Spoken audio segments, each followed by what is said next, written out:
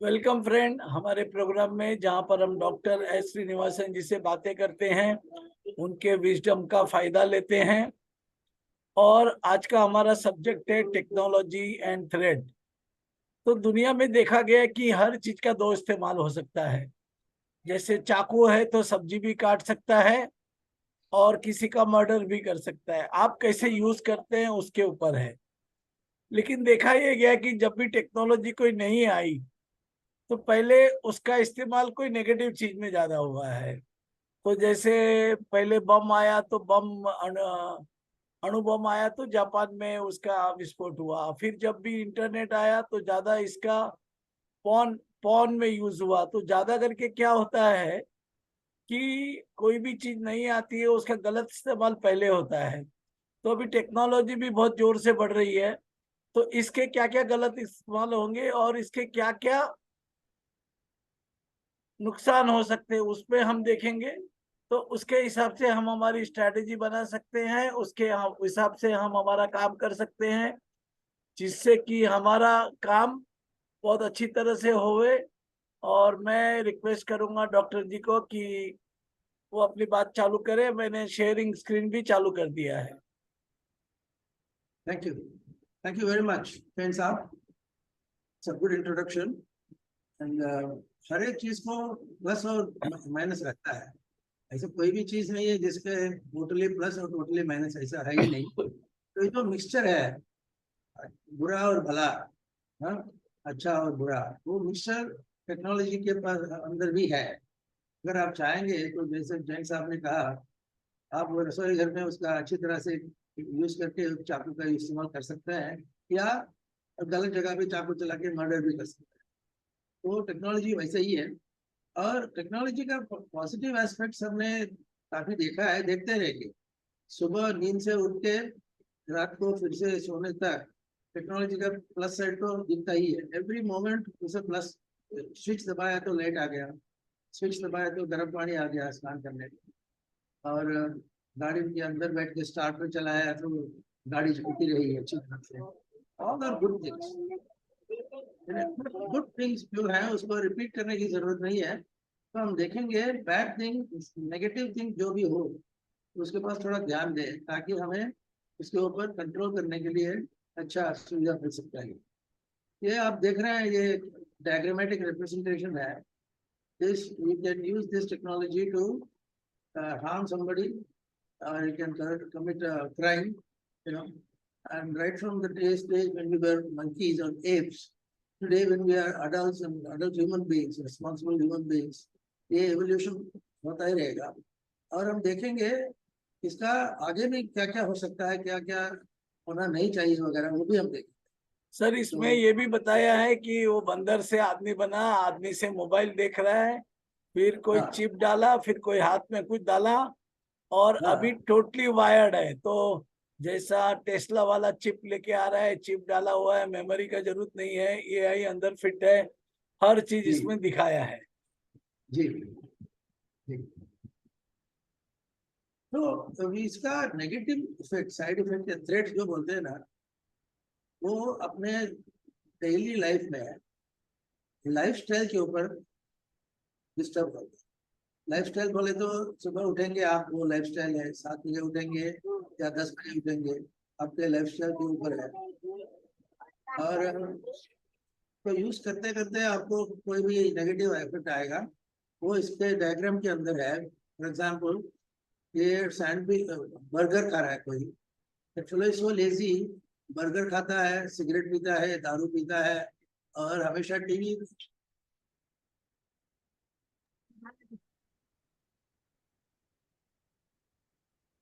तो negative effect जो रहेगा वो सब एक ही स्क्रीन में हम देख रहे हैं.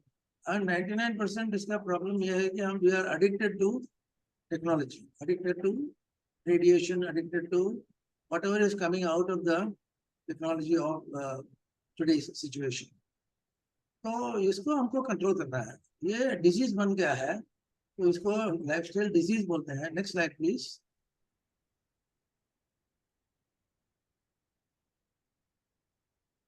और उसके डिस्क्रिप्शंस अलग अलग होते हैं. सबसे कॉमन है, आप देखेंगे obesity. Too much of TV और टू मच ऑफ कंप्यूटर देखने से आपका फिजिकल एक्टिविटी कम हो जाता है, फिर आप ओबेस बन जाते हैं, मोटे हो जाते हैं। और उसका परिणाम ऐसा है कि हार्ट और लंग और किडनी के ऊपर होता है। हाइपरटेंशन, ब्लड प्रेशर बहुत ज्यादा हो जाता है, डायबिटीज, शुगर बढ़ गया, स्ट्रोक बोला तो ब्रेन का ब्लड सप्लाई गड़बड़ हो गया, हाई कोलेस्ट्रॉल, ब्लड के अंदर कोलेस्ट्रॉल बहुत ज्यादा हो जाता है, इसका नेगेटिव इफेक्ट होता है। कैंसर होता है, और डिप्रेशन भी हो जाता है, आदमी एकदम डाउन हो जाता है, क्योंकि टेक्नोलॉजी की वजह से जो एक्सपेक्टेशन रहता है तो एक्सपेक्टेशन कभी भी पूरा नहीं हो सकता, और इसलिए लोग डिप्रेस हो जाते हैं। More the technology more the depression. और लेडीज टेक्नोलॉजी से इनफर्टिलिटी होता है। फर्टिलिटी मतलब तो बच्चा बच्चा पैदा होना कैपेसिटी कम हो जाता है। और थिंग इज, आजकल रोड एक्सीडेंट बहुत होते हैं। इसका कारण यह है कि और life style is such that हम ठीक तरह से गाड़ी ड्राइव नहीं कर पाते, ठीक तरह से बाकी खाना पीने का कोई बंदोबस्त देख नहीं पाते, इसलिए रोड एक्सीडेंट्स बहुत होते हैं। और more the technology more the accidents, जब थोड़ा नजदीक से देखेंगे ये सब चीजों को। नेक्स्ट सर स्लाइड इसमें प्लीज। और एक मैं बोल रहा हूँ कि हम हमारा स्क्रीन टाइम इतना बढ़ा देते हैं, तो पहले एक स्क्रीन था, अभी 3-4 स्क्रीन, टीवी भी चालू है, मोबाइल भी चालू है, लैपटॉप भी चालू है। जी और जी ऐसा है कि जितना इंफॉर्मेशन आप देखते हो, आपके लिए वो काम का है कि नहीं है, लेकिन माइंड को तो पूरा प्रोसेस करना पड़ता है, कलर करेक्ट। प्रोसेस करना पड़ता है, मीनिंग प्रोसेस करना पड़ता है, तो माइंड पे ओवरलोड हो जाता है। और जी माइंड पे ओवरलोड होने के बाद में, इंफॉर्मेशन ओवरलोड होने के बाद में कंफ्यूजन, इरिटेबिलिटी सब बढ़ जाता है। जी हाँ जी हाँ। और very important factor is sleep. ये टेक्नोलॉजी इतना होने की वजह से 24/7 अपना टेक्नोलॉजी चालू रहता है। मतलब कोई भी चीज शुरू करो, आप फोन कॉल करो या कोई भी ऑनलाइन कुछ करो, काम करो, everywhere it is 24/7।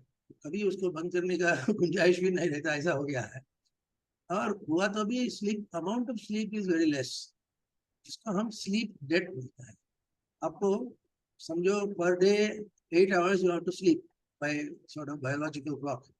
8 hours you have to sleep, मगर 8 hours होता नहीं है, क्योंकि अपना कंप्यूटर और अपना ब्रेन चालू ही रहता है, तो इसलिए उसको हम स्लीप डेट बोलते हैं।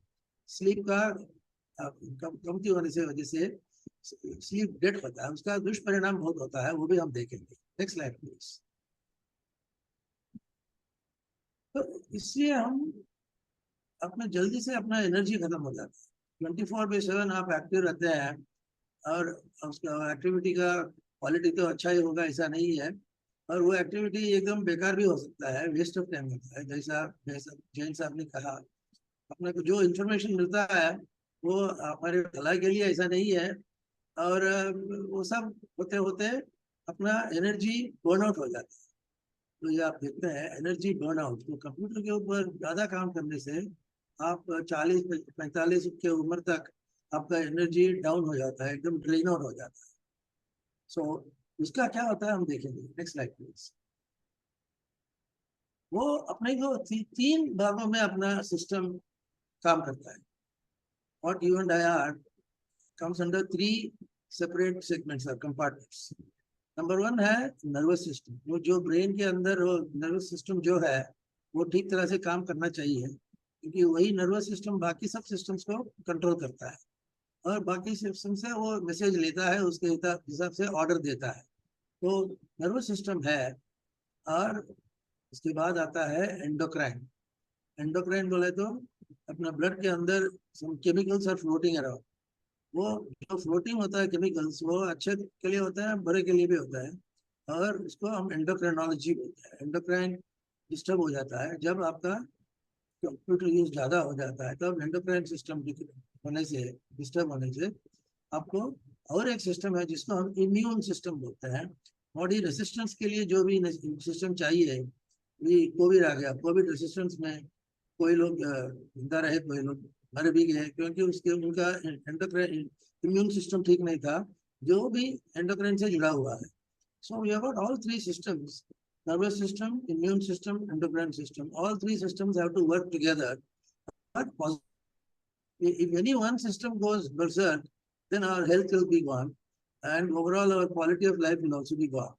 तो उसके पीछे बहुत सारा बायोकेमिस्ट्री है, ये ऐसा नहीं कि सिर्फ हम लूज भाषा करते हैं, तो हर एक के पीछे केमिस्ट्री है, केमिस्ट्री रिसर्च है, वो सब आपको ठीक रखना पड़ेगा to lead a proper balance life. Next slide please. वो कहाँ से शुरू होता है हम देखेंगे। ये शुरू होता है सनलाइट से। ये सभी बॉडी सिस्टम से, every system in the body, बोलो लिवर हो, बोलो किडनी बोलो, और कुछ भी बोलो, वो उसका इनिशियल स्टिमुलेशन जो होता है सनलाइट से होता है। तो सनलाइट अपने बॉडी के अंदर कैसा आएगा, तो अपने आंखों के थ्रू आता है। आप बाहर का लाइट का देखेंगे, वो लाइट ब्रेन के अंदर जाके उधर एक सिस्टम है, वो पिनियल ग्लैंड बोलते हैं, और वो डिस्टर्ब हो गया तो आपको बाकी सिस्टम भी डिस्टर्ब हो जाएंगे। And that is crucially situated just below the brain, just behind the eyes. Eyes का लाइट लेटर आएंगे, लाइट आएगा तो इमीडिएटली वो सिस्टम चालू होगा। वो सिस्टम चालू होने से आपका बाकी सिस्टम भी अच्छी तरह से काम करते हैं। तो वो नहीं है तो पूरा सिस्टम बिगड़ जाता है। वो लाइफस्टाइल बदलने से अपना लाइट एक्सपोजर बहुत कम हो जाता है, और कभी कभी हो भी नहीं जाता है, तो वो entire brain system gets disturb. तो हमें देखना है। This Next is slide, nothing please. but sunlight deprivation. जी हाँ, जी हाँ, जी हाँ। तो उसका और थोड़ा थोड़ा डिटेल में ये है, तो आपको मल्टी सिस्टम इलनेस जो नीचे लिखा है, मल्टी सिस्टम। अभी हर एक सिस्टम को आप लाइफस्टाइल से बदलते रहते हैं, इसका इम्पोर्ट अलग हो जाता है। तो starts with multi system, and multi system will manifest as somatic illness. Somatic बोले तो body, relating to body, relating to से मसल बोलो, नर्व बोलो, किडनी बोलो, लिवर बोलो, वो सब सोमैटिक के अंदर आएगा। एंड वो डिस्टर्ब होने से आपका मेंटल डिस्टर्बेंस हो जाता है, जिसको हम साइकियाट्रिक इलनेस बोलते हैं। साइकियाट्री नाम सुन के आप घबराइए नहीं, वो सीवियर केसेस में साइकियाट्री है, मगर जो सीवियर नहीं है फिर भी आपका बिहेवियर डिस्टर्ब हो जाता है, जिसको हम साइकोसोमैटिक बोलते हैं। साइको बोले तो माइंड, सोमैटिक बोला तो बॉडी। ये माइंड बॉडी मेडिसिन जो हम दिखते हैं, कहते हैं, it is maximum in people under stress. Under stress due to what? Under stress due to whatever the way we live. For example, हमको सोमैटो साइकिक जो है, साइकोलॉजी के ऊपर रिलेटेड जो है, वो हमको हमेशा डिस्टर्ब करता है। अभी एट दिस वेरी मोमेंट मैं इधर बैठा हूँ, जैन साहब के साथ बैठ के हम डिस्कस कर रहे हैं, फिर भी हमारे माइंड के बैकग्राउंड के अंदर बहुत सारे सिस्टम्स डिस्टर्ब हो जाते हैं। तो हमारा सिस्टम ये लगेगा यार मैं जो कुछ भी कर रहा हूँ वो ठीक नहीं है, वो ठीक नहीं है, ऐसा एक भावना उत्पन्न हो जाता है। इसके वजह से आपका माइंड बॉडी इंटीग्रल सिस्टम जो है वो आउट ऑफ गियर हो जाता है। तो ये तीनों का मिश्रण लेकर के psychosomatic, psychiatric, multi system, somatic वगैरह मिल के अपना क्वालिटी ऑफ लाइफ बिल्कुल बिगड़ जाता है। और यह टेक्नोलॉजी के वजह से ज्यादा होता है, क्योंकि टेक्नोलॉजी की वजह से प्रेशर 24/7 रहता है। आप कोई भी technology item low, 24/7 pressure is unavoidable. अगर आप अवॉइड करते जाएंगे उसका भी दुष्परिणाम होता है, अवॉइड नहीं करेंगे तो भी दुष्परिणाम होता है। वो 24/7 जो टेक्नोलॉजी का इन्फ्लुएंस है, negative influence, that is a root cause. ऐसा निकालेंगे पता नहीं, you see how it can be done, but these three systems completely get screwed up. Sir मेरा इधर बहुत अच्छा एक फिलोसॉफी है, जी whatever is the technology, ji it is for your use ji ji and you should be master of it. तो जी हाँ, technology आपका master नहीं बनना चाहिए, जी हाँ, आपको टेक्नोलॉजी को कंट्रोल करना चाहिए। उदाहरण के तौर पे अगर मोबाइल फोन का घंटी बजा है, जी इसका हाँ, मतलब ये नहीं कि मैं खाना पीना छोड़ के दौड़ के मोबाइल फोन को उठाऊं। जी मैं खाना खा रहा हूँ, खाना खाते रहूंगा, मोबाइल बज रहा है, बजने दो, बजने के बाद जब खाना खाने के बाद मैं आराम से उठूंगा और फिर फोन को लूंगा। तो हमको उसको कंट्रोल करना है, वो हमारा मास्टर नहीं है, हम उसका मास्टर है। और करेक्ट दूसरा करेक्ट है कि हमको थोड़ा मेडिटेशन में, थोड़ा एक्सरसाइज में, थोड़ा सनलाइट में, और बीच बीच में दूसरा एक्टिविटी भी करना चाहिए। खाली स्क्रीन के सामने नहीं बैठना चाहिए। या और रात को ज्यादा लेट आने, सोने के 2 घंटे पहले सब सोशल मीडिया बंद कर देना चाहिए। वो नहीं होता कभी। नहीं होता है तो फिर तकलीफ भी होता है ना। कितनी भी होता है, I am correct. I am following now 8:30 I stop all social media and अच्छा, very 9:30 I go to sleep good, very good. and you are 4:30 I get up 4:30 I get up and till 7:30 I am doing yoga and exercises। तो उस समय mobile का कोई मतलब ही नहीं है ना। करेक्ट हाँ, करेक्ट। और मेरे को योगा वोगा करने के लिए उसमें एक्सरसाइज करने को म्यूजिक लगता है। There ji. I use mobile for only that purpose.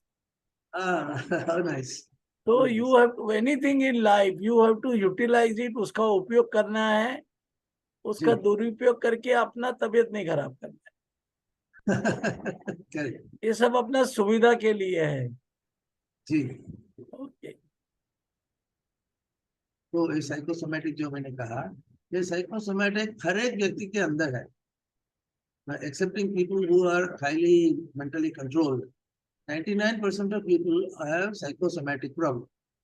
वो साइकोसोमैटिक प्रॉब्लम कैसा प्रकट होएगा? वो होएगा हेडेक, हेडेक आता रहता है, मेरे को एकदम बॉडी गर्म हो गया ऐसा लगता है, मेरा ब्रेन ठीक तरह से काम नहीं करता है, मैं बहुत टेंस हो जाता हूँ, मैं चिल्लाता हूँ, मैं झगड़ा करता हूँ। ये सब साइकोसोमैटिक के अंदर है। क्यों? वो ब्रेन का एक्टिविटी ऑर्डर जो है वो ऑर्गन्स के थ्रू, सोमैटिक के थ्रू प्रकट होता है, तो इसलिए हम कहते हैं साइकोसोमैटिक। ये हर एक ऑर्गन, हर एक सिस्टम को अफेक्ट करता है। सपोजिंग आपका आर्थराइटिस है, वो आर्थराइटिस साइकोसोमैटिक से ज्यादा होता है। तो साइकोसोमैटिक नहीं रहेगा तो आर्थराइटिस कम रहेगा।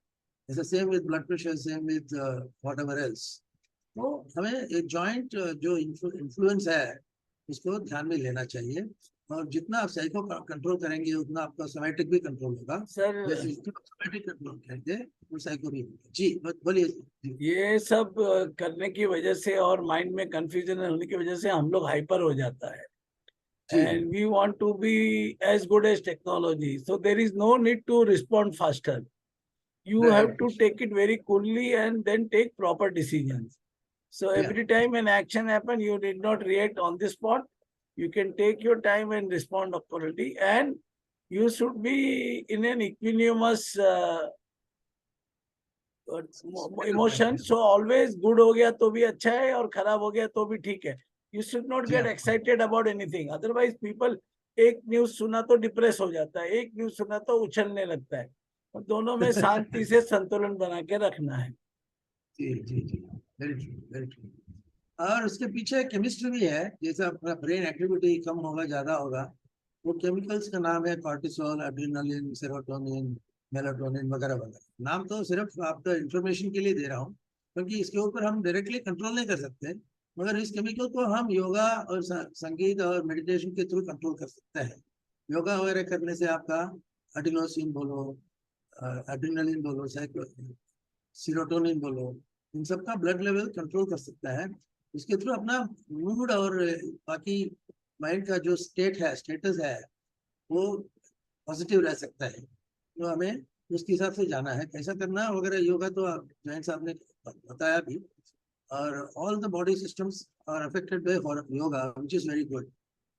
Next slide please. सर, और एक मैंने अभी एक्सपीरियंस किया है। जी आपका बॉडी का हर पार्ट को अच्छी तरह से मूव करना है तो एक्सरसाइज करो, डांस करो, जुम्बा करो। Every part of your body if it is moving और जी, उसमें गति है तो आपको कोई इशू नहीं आएगा। बिल्कुल बिल्कुल। जी, अभी डिजिटल जमाने में ऑल दीज ह्यूमन एस्पेक्ट्स जो हम बोल रहे हैं, मूड बोलो, कार्डियोवैस्कुलर, रेस्पिरेटरी, ये सब कुछ सिस्टम जो चालू है, वो इससे आदमी का एक पर्सनैलिटी बनती है। वो टेक्नोलॉजी आके डिस्टर्ब करती है इसको। डिजिटल टेक्नोलॉजी, उसके ऊपर हम एक अलग सेशन भी रखते हैं। अगले सेशन में डिजिटल मार्केटिंग की तरफ हम जाएंगे, देखेंगे, आज नहीं। और ये इसको डिस्टर्ब करने से आपका ह्यूमैनिटी, ह्यूमन इफेक्ट जो है वो ह्यूमनाइज हो जाता है। तो आप मोर मशीन लेग हो जाता है, रोबोटिक हो जाता है। क्यों? आपका ब्रेन ऐसा है, बोलता है कि वो कमांड भी वो डिजिटल इसके ऊपर से ही जाता है। इसको कैसा कंट्रोल करना हम देखेंगे, मगर ये and result is dehumanisation. Human element जो है वो निकल जाता है। हर एक ह्यूमन के अंदर एक नकारात्मक चीज जो होना चाहिए वो नहीं होता है। ह्यूमन बीइंग फिर नेगेटिव हो जाता है, नकारात्मक हो जाता है, वो डीह्यूमनाइज हो जाता है। सर वो इसके, टेक्नोलॉजी से getting worse. Yes yes please. हाँ उसमें ऐसे है कि अगर हमारे सामने कोई आदमी आया है और बात कर रहा है, तो उस समय हमको मोबाइल और लैपटॉप नहीं देख के उसकी तरफ देखना चाहिए, उसकी बात सुनना चाहिए। हम जी, लोग तो वो भी बोल रहा है, अपन मोबाइल भी देख रहा है, उसने क्या बोला नहीं सुना, मोबाइल में क्या देखा ये भी मालूम नहीं। वो तो भी मालूम नहीं। मल्टीटास्किंग नहीं करके, अगर आदमी अपने सामने है तो जी वो ईश्वर का रूप है, तो उसको पूरा रिस्पेक्ट देना चाहिए। जी जी जी। तो इसका जो भी परिणाम होता है हम क्विकली देखते जाएंगे। बहुत सारे परिणाम हैं। ये अपना पर्सनालिटी इरिटेबल हो जाता है, और टेक्नोलॉजी ज्यादा रहने से पर्सनालिटी को जरा गुस्सा जल्दी आ जाता है, अपसेट जल्दी हो जाता है, ब्लड प्रेशर जल्दी बढ़ जाता है, ब्लड शुगर जल्दी बढ़ जाता है। और रास्ते पे जब गाड़ी चला रहे हैं वो भी अपना बिहेवियर एकदम बेकार हो जाता है, जिसको हम रोड रेज बोलते हैं। इसमें तो आपको मालूम है, रोड रेज में कोई पहचान का कोई नहीं है, फिर भी उसके ऊपर आप गुस्सा करके उनको मार भी डालते हैं, रोड रेज से मर्डर भी कर देते हैं। And it's all because of technology, because you are driving under the pressure. उसका कोई डेडलाइन है, 10 बजे मीटिंग है, आप पौने 10 बजे तक रोड में ही हैं, फिर आप चिल्लाते हैं, आवाज करते हैं, सामने वाला कोई ड्राइवर होगा उसको गाली देते हैं, और उसको इवन इन वर्स्ट कंडीशन उसको चाकू भी चला देता है, कोई पिस्टल लेके पिस्टल से उड़ा भी देता है। रोड रेज जो है is only increasing, this one example. ये लाइफस्टाइल में जो गड़बड़ है उसका एक एग्जाम्पल है। और उसी हिसाब से आप लोग घर के अंदर भी वायलेंस अपने आप प्रकट होता रहता है। घर के अंदर you are suppose to love your wife, but you are getting upset with her for nothing. कभी खाने में नमक ज्यादा हो गया, और कपड़े को ठीक तरह से इस्त्री नहीं किया, और बदले भूल गए वगैरह वगैरह, आप immediately you hit the ceiling and you start shouting. घर के अंदर शाउटिंग जो शुरू होता है, वो shouting many times doesn't and. ये डोमेस्टिक वायलेंस के अंदर क्या है, starts with a small shouting, बड़ा शाउटिंग होता है और भी बड़ा होता है। And what ever instrument you get in hand, उसको यूज करके आप दूसरे को मारते हैं, और उसके अंदर आप भी खुद को भी मार देते हैं आप। वो भी हम देखेंगे। So it's a very bad negative thing. It is all completely dependent upon technology. Sir technology इतना अपने को अफेक्ट नहीं करेगा तो वो नहीं रहेगा। जैसा जी बताइए आप। violence is not physical, it can be mental also, it can be subtle also. या But violence is the violence. So even if you give sarcastic remark, even if you ignore somebody, all these are violence only. जी जी। और उसका extreme होने से suicide भी होता है, जो हमने देखा। वो रोड रेज एक सुइसाइड का उदाहरण है। और घर के अंदर भी, और आप न्यूज़पेपर में देखते हैं, टीवी में देखते हैं, तो जो सिचुएशन आउट ऑफ कंट्रोल हो जाता है तब फिजिकल हानि हो जाती है, और दूसरे को भी मार देते हैं, खुद को भी मार देते हैं। और suicide is an extremely common side effect of technology. Next slide please.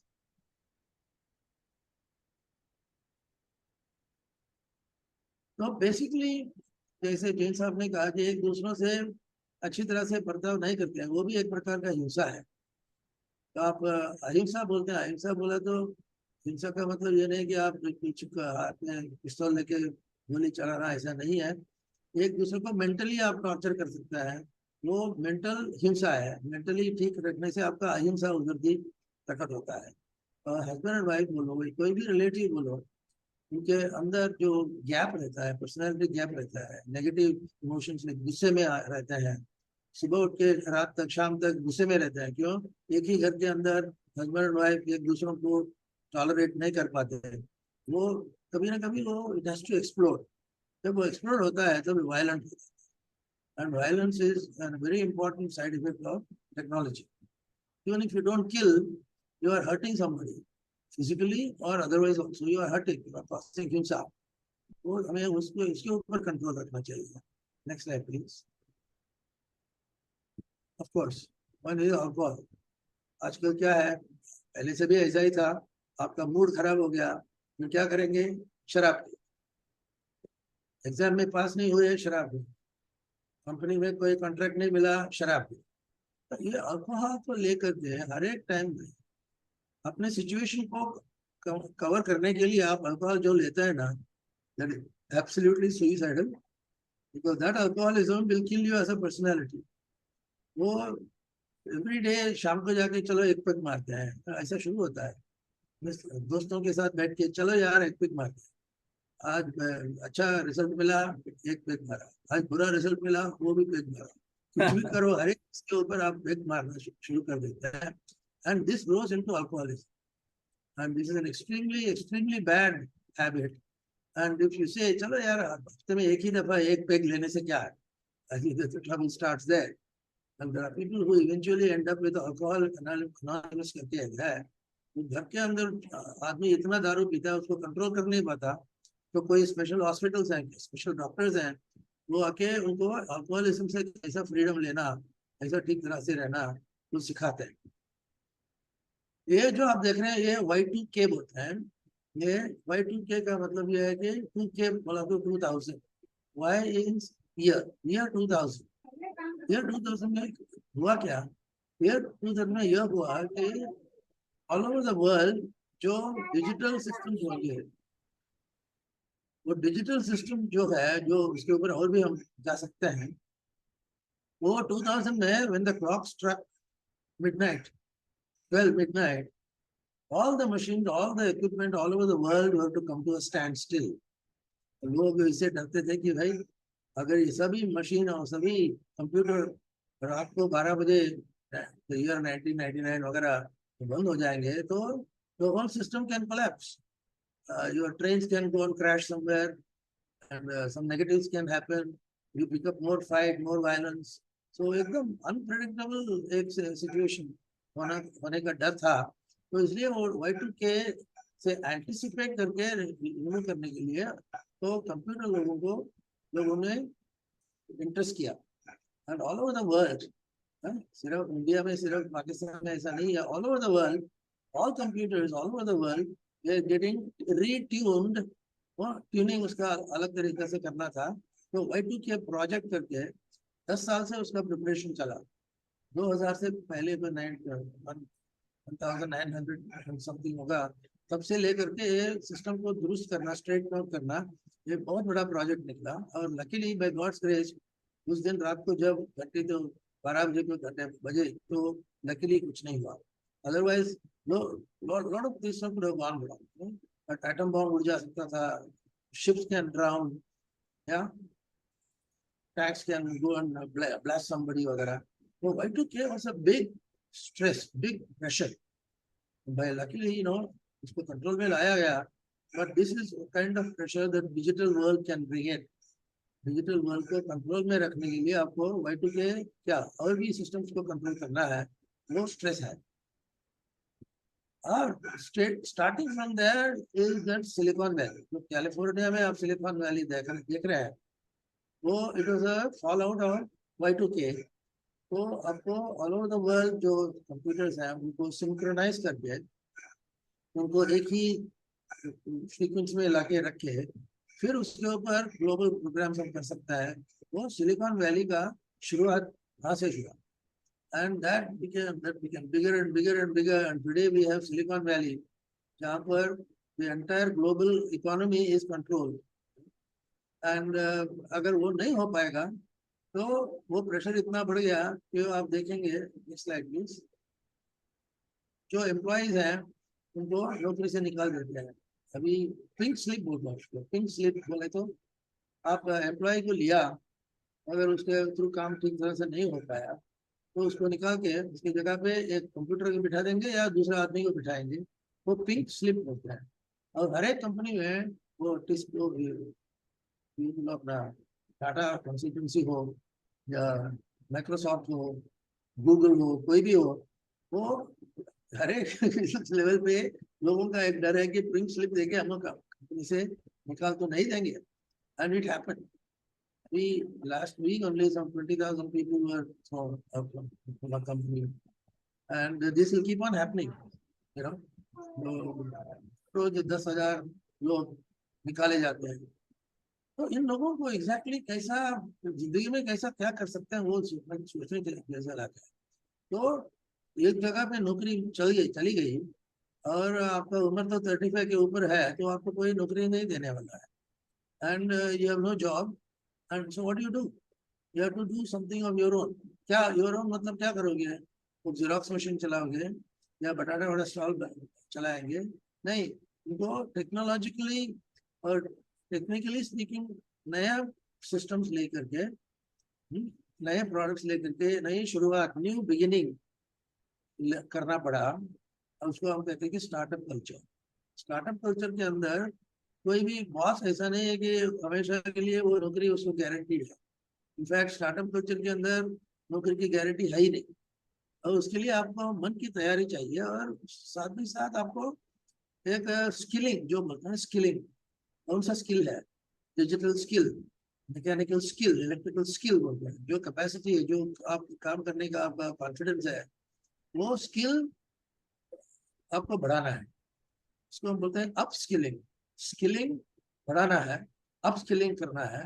वो करते करते आपको धीरे धीरे new economy, new system, new procedures, new everything वो सामना करने के लिए आपको एक माइंडसेट तैयार हो जाता है. दैट माइंडसेट और system of working, so ultimately we have to deal with it with a balance of mind, body and soul. नहीं तो क्या होता है, many people once a pink slip or slips are given, pink slip मिल गया तो लोग आत्महत्या कर देते हैं. क्यों? नौकरी नहीं मिलेगी और nobody will take me and I will have to die. So people used to kill themselves, you know. तो साइकिक इफेक्ट का उदाहरण देखेंगे बाद में. This is a major problem which is happening in the world of technology, because your technology becomes obsolete.